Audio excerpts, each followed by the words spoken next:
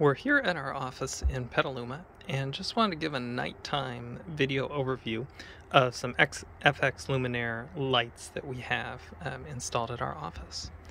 So what we're seeing here is FX's FG fixture there that you can see. That nice gooseneck fixture that we have in there. And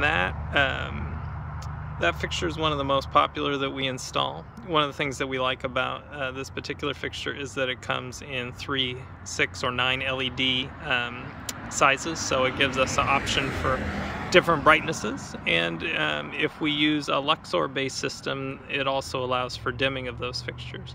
So those fixtures can be dimmed down or potentially colored depending on what flavor of light is selected.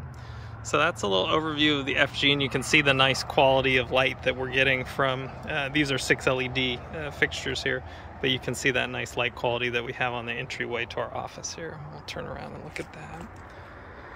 So we can see that there. The other thing that we have installed here are some NPs, and we'll look at those. So this is an NP Uplight that we have in here. And one of the things about uplights is usually we install these with just powder coat finish, unlike the copper that we saw on the FG there. So a little bit hard to see in the dark, but you can see how that's uplighting some wisteria that we have in front of our office here.